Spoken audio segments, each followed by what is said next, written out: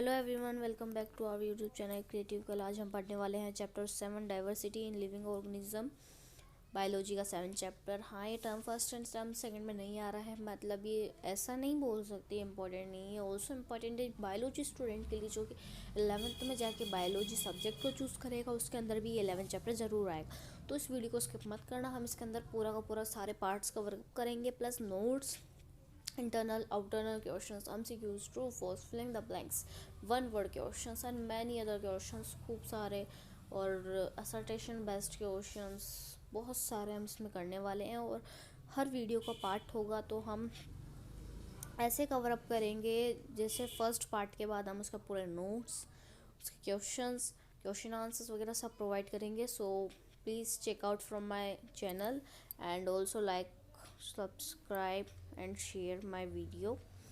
So let's get start our video without wasting our time. Chapter 7 diversity in living organism means diversity in living organism। इसमें ये बोला है कि जो हम देखते हैं हमारे चारों ओर ऑर्गेनिजम्स होते हैं वो सारे अलग अलग शेप्स एंड साइजेस के होते हैं। कोई बहुत ज़्यादा छोटा है तो कोई ज़्यादा बड़ा है, जैसे रेट, एलिफेंट। बट कुछ ऐसे ऑर्गेनिजम्स होते हैं जो कुछ इतने बड़े होते हैं और कुछ इतने छोटे होते हैं कि हमें उनको माइक्रोस्कोप से देखने होते हैं, जैसे बैक्टीरिया, वायरस, फंगाई। हाँ, फंगाई में जो फंगाई माइनर होती है उनको देखना होता है, मतलब फंगाई इजीली दिख जाती है, जैसे ब्रेड ऑफ पे, मॉइस्ट ब्रेड पे। हैव यू, अब हम चैप्टर स्टार्ट कर देते हैं। Have you thought of multitude of life forms that surround us, each organism different from other, lesser like greater extent from existence, consider yourself and a friend। क्या बोला है इसमें कि जो आप अपने चारों ओर जितने भी ऑर्गेनिज्म देखते हो वो सारे अलग अलग शेप साइजेस के होते हैं, कोई बड़ा कोई छोटा, मतलब सब अलग अलग होते हैं, कोई भी सेम नहीं होता है। अब आप अपने फ्रेंड और आपको कंपेयर करना है आपको, ठीक है, तो उसके अंदर आपकी हाइट सेम है या नहीं है नोट डाउन करो। आपकी नोज़ आपके फ्रेंड की जैसी है या नहीं है उसको देखो, उनका उसका हैंड और आपका हैंड सेम है वो देखो, ठीक है। अब आपने आपके फ्रेंड के साथ खुद को कंपेयर कर लिया, अब आपको आपके फ्रेंड और आपको साथ मिलकर एक मंकी के साथ कंपेयर करना है, ठीक है। हाँ, मंकी से कुछ सिमिलैरिटीज़ हो सकती है, like monkey has hairy hands but our is not, but we have same hands like monkey. He We have nose like monkey, but monkey has broad not or light many thin nose, but we shall all think that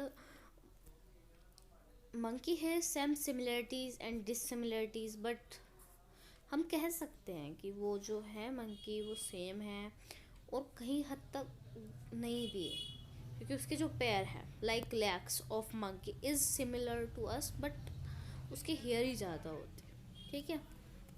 तो वैसे बहुत सारे हैं जो, but suppose we are to add to cow comparison. अब हमें देखो, हमने मंकी से कंपेरिजन कर लिया, और अगर हमें काउ से कंपेरिजन करना हो तो हम क्या करेंगे? We would then think that monkey has a lot more in common with us than with the cow.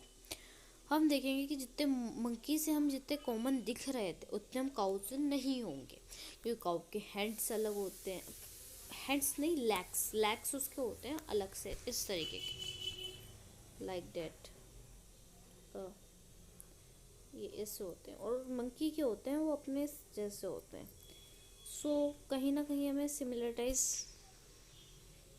नहीं देखने को मिलेगी, ठीक है। सो हम एक्टिविटी 7.1 देखते हैं, ठीक है। वी हियर्ड ऑफ देसी काउ एंड जर्सी काउ। हमने देसी काउ और जर्सी काउस के बारे में सुना है। अब हमें पूछा जा रहा है कि देसी काउ क्या होती, look like a jersey cow. क्या देसी काउ जर्सी काउ की जैसे दिखती है? Do all desi cow look alike? क्या सारी देसी गाय एक जैसी दिखती है? Will be able to identify jersey cow in a crowd of देसी cows that don't look like each other? What is basis of their identification? यानी इसमें है काउ का काउ से डिफ्रेंसिएशन है, लाइक काउ नंबर 1 एक काउ नंबर 2, ठीक है। But both cows are different because it is desi, it is jersey, ठीक है।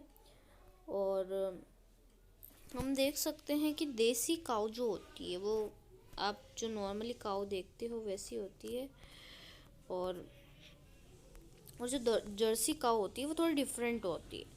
ठीक है, तो अब हमें इसमें पूछा है कि क्या वो सेम होती है, डिफरेंट होती है। तो हाँ, देसी काऊ अलग होती है, जर्सी काऊ अलग होती है। और हम उसको क्या आइडेंटिफाई कर सकते हैं। बहुत सारे बेसिस होते हैं, स्किन का कलर, माउथ, आइज और हॉर्न्स और टेल, बहुत सारे बेसिस होते हैं। इंसान अलग अलग तरीके के बेसिस पे उनको आइडेंटिफाई कर सकता है। क्या हम देसी काऊ के क्राउड में उसको देख सकते हैं? जरूर देख सकते हैं, क्यों नहीं देख सकते। अगर वो थोड़ी सी भी डिफरेंट हुई, क्या पता वो देसी जैसी हो, तो उसको पास जाके देखना पड़ेगा और ध्यान से सबको आइडेंटिफाई करना पड़ेगा। हाँ, इसमें प्रॉब्लम आती है, इसलिए तो हम इनको आइडेंटिफाई नहीं कर पाते कभी कभार। इसलिए हमें इनको कैटेगरीज में डाल रखा है कि ये देसी काऊ है, ये Jersey cow. In this identity, we had decided which characteristics were more important in forming the desired category. Hence, we were also deciding which character would be ignored. हमने एक्टिविटी में देखा सेम कैटेगरी के होते हैं, जैसे काऊ काऊ भी होगी, चाहे वो जर्सी हो चाहे देसी हो, बट उनमें कैटेगरीज इसलिए कर दी जाती है ताकि हमें प्रॉब्लम ना आए कि वो कैसी दिखती।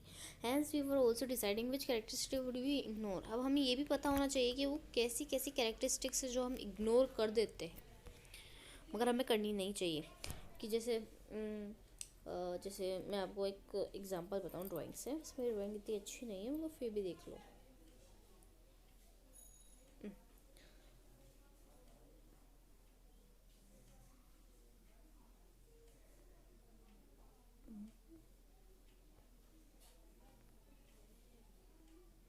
Oh, sorry. This is little look like a Peppa Pig, but don't take my drawing too serious. And second one is all.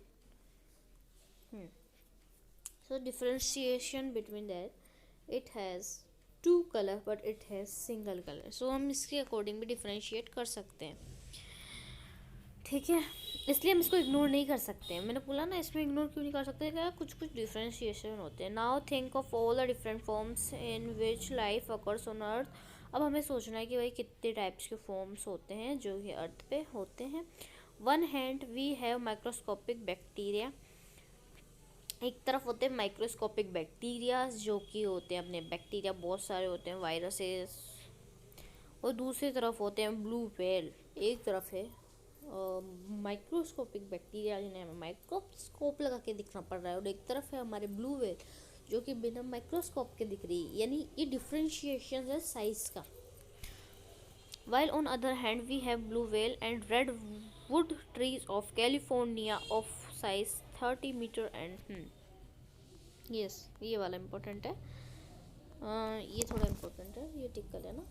देखो, हमने इसमें डिफ्रेंशिएशन किया मगर जो रेडवुड ट्रीज है कैलिफोर्निया के, ठीक है, उनकी साइज़ कितनी तक हो सकती है ये हमें पता होनी चाहिए। रेडवुड ट्रीज जो है कैलिफोर्निया की, उनकी साइज़ हो सकती है 30 मीटर टू 100 मीटर्स। ठीक है, तो इसको थोड़ा लर्न कर लेना। वैसे इंपॉर्टेंट नियम का क्या है, कभी कभी पूछा जा सकता है। हम आगे चलते हैं। Some pine trees live thousands of years while insects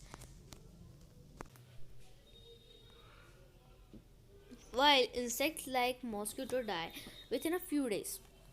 अब देखो, पाइन ट्रीज जो होते हैं, पाइनएप्पल पाइन ट्रीज जो होते हैं, ये थाउजेंड्स ऑफ ईयर्स तक जी जाते हैं, यानी लाइव बच जाते हैं। मगर जो इंसेक्ट्स जैसे मॉस्किटो हो जाते हैं, थोड़े दिनों में क्यों मर जाते हैं? क्या आपने सोचा है? Life also ranges for colourless और different worms to different brightly coloured birds like. देखो, हम इसमें चेक करते हैं। For 1000 years while mosquito die very few days, क्योंकि मॉस्किटो कुछ होते हैं, कंडीशंस होती है, लाइफ कंडीशन ऑफ एग्जिस्टेंस होती है, वो डिटेल होती है। मगर अभी हमें इतने डिटेल में नहीं जाना है, हमें जितना गिवन है हमें उनको पढ़ना है। फिर जब नोट्स आएंगे जब हम उनको अच्छे से डिटेल में कवर अप कर लेंगे। लाइफ ऑल्सो रेंजेस, लाइफ की रेंज होती है कि कौन कितने साल तक जिएगा। फ्रॉम कलरलेस और इवन ट्रांसपेरेंट भी होते हैं कुछ कुछ ऑर्गेनिज्म जैसे worms, brightly coloured birds, flowers, तो इन पे भी डिपेंड होते हैं, ठीक है। This building variety of life around us has evolved on earth over million of years. ये जो हमारे पास अलग अलग वैरायटी ऑफ ऑर्गेनिज्म है, ये हमें कब से मिल रहे हैं? ओवर मिलियन ऑफ ईयर्स, ठीक है। However, we don't have more than a teeny fraction of this time to try and understand all these living organisms, so we can't look at them one by one. अब देखो, हमारे पास तो छोटा सा fraction नहीं है कि भाई हाँ भाई पूरी अर्थ पे सिर्फ थोड़े से ऑर्गेनिज्म है, यहाँ पे इतने हैं, यहाँ पे हमारे पास इतने ऑर्गेनिज्म हैं अभी इस टाइम प्रेजेंट अर्थ में कि हमने उसमें से सिर्फ हाफ को ढूंढा, यानी 10 मिलियन मान लो आप। वो डिफरेंट स्पाइसेस हमने सिर्फ ढूंढी है, और उसके अलावा भी अभी अर्थ पे इतनी सारी स्पीसीज़ है जो कि हमने अभी तक सर्च भी नहीं की, और वो एग्जिस्ट भी करती है, मगर अभी हमने उनको पूरा ध्यान से नहीं देखा है, ठीक है ना। और हमने अभी तक उनको एक को भी ध्यान से नहीं देखा है।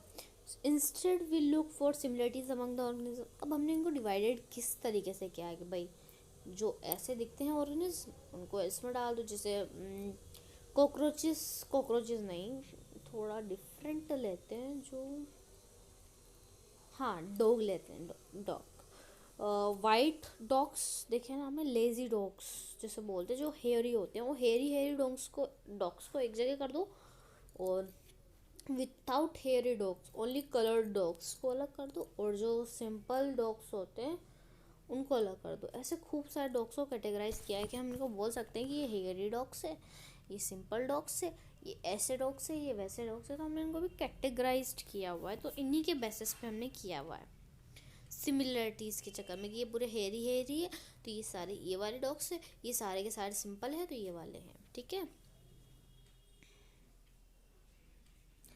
अब यही चीज़ें हमें डिफरेंट क्लासेस में, ग्रुप्स में स्टडी करने में हेल्प करती है कि भाई हम इस ग्रुप के बारे में पूरा स्टडी करें, इसके बारे में स्टडी करें। In order to make relevant groups to study the variety of life forms, we need to decide which characteristics decide more fundamental differences among organisms. हमने ऑर्डर्स देखे groups of to study variety of life organism. हम बहुत सारी life जो exist करती है हमने उनको कैटेगराइज किया, फिर हमने ध्यान दिया कि हमें जो एक फीचर्स को हमें अच्छे से रीड आउट करना चाहिए। This would create the main broad groups of organism. ये हमें एक बहुत ही अच्छा सा तरीका बता सकता है कि भाई हम किस तरीके से उसको ऊपर से छान सके। कि जैसे अभी मैंने बहुत ही अच्छा एग्जांपल दिया, लाइक ये वाले डॉग्स है, हेयरी डॉग्स है, ठीक है, simple dogs and only coloured dogs without hair, ठीक है। तो हमने इनको कैटेगराइज कर दिया कि भाई यहाँ हेयरी। अब इसको एक डॉग को लिया, एक डॉग को लिया और एक डॉग को लिया, like hairy, simple and without hairy like coloured.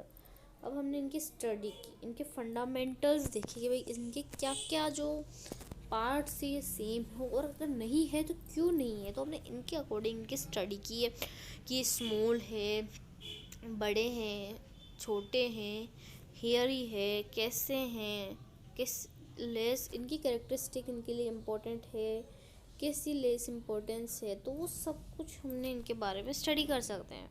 Y do we classify organism, question है, अब पढ़ लेते हैं। Why do we classify organism, बहुत ही ईजी क्वेश्चन है। हम ऑर्गेनिज्म को क्लासीफाई क्यों करते हैं? क्योंकि हमें अगर हम क्लासीफाई ऑर्गेनिज्म को नहीं करेंगे तो हम ये आइडेंटिफाई नहीं कर पाएंगे कि ये कौन सा जानवर है। जैसे अभी जर्सी काऊ वाला है, तो देसी काऊ और जर्सी काऊ को हम तभी तो कर पाएंगे ना डिफ्रेंशिएट, जब उनमें कोई अगर हम उनको क्लासीफाई करेंगे, अगर वो दोनों काऊ एक जगह है तो हम उनको पता ही नहीं कर पाएंगे कि वो काउस कौन सी है, वो काउस कौन सी है, ठीक है। Give 3 example of range of variation that you see in life forms around you. 3 example देने हैं क्योंकि आप डेली लाइफ में आप रेंज देखते हो कि भाई कौन सा ऑर्गेनिज्म कब तक जीतता है। तो वैसे देखा जाए तो भी एक मॉस्क्यूटो का था, एक कौन का था जिसमें कौन 1000 ऑफ ईयर्स तक रहता है जिंदा, उसमें से था आपका मॉस्क्यूटो जो फ्यू डेज तक रहता है, और बैक्टीरिया ले लो जो कि उससे भी ज़्यादातर रहते हैं। ठीक है। सो मेरे को लगता है वीडियो बहुत बड़ा हो गया है। हमने वैसे कवर अप कर लिया है, लास्ट एक समरी देख लेते हैं क्या पढ़ा हमने आज। Have you ever thought of multitude of life organism that surround us. ये हमने बहुत अच्छे से पढ़ लिया है कि स्टार्टिंग वाले पैराग्राफ में हमने पढ़ा है कि भाई हम हमारी फ्रेंड से कैसे सिमिलर दिखते हैं, फिर हम दोनों ने मिलके उसको काऊ से कंपेयर किया, मंकी से कंपेयर किया, देन फिर उसके बाद हमने देखा कि कौन कितने साल तक ज़िंदा रह सकता है, कौन छोटे बड़े के बेसिस पे हमने डिफ्रेंशिएट किया, फिर हमने कलरलेस फ्रैक्शंस देखे कि कितने छोटे फ्रैक्शंस होते हैं या फिर बहुत ज़्यादा होते हैं, क्या जितने अर्थ में भी ऑर्गेनिज्म है क्या वो एग्जिस्ट करते हैं, कितने नहीं करते हैं। मतलब हमने सारी बातें इस वीडियो में की है। और अगर आपको फिर भी समझ में नहीं आया है तो इसको रिवाइंड करके ज़रूर देखना। मैंने एक एक चीज़ क्लियर की है। अब हम सेकंड वीडियो यानी पार्ट 2 में what is the basis of classification पूरा कवर अप करेंगे यहाँ तक। और इस वीडियो के सारे नोट्स आपको मिल जाएंगे और क्वेश्चंस भी। तो आप मेरे एक काम करना, मैं आपको उनको अपलोड कर दूँगी तो आप उनको देखना मत भूलना, ठीक है ना। और वीडियो अच्छी लगी हो तो लाइक शेयर सब्सक्राइब करना मत भूलना। और इससे सारे क्वेश्चंस वगैरह आपको मिल जाएंगे। Thank you so much.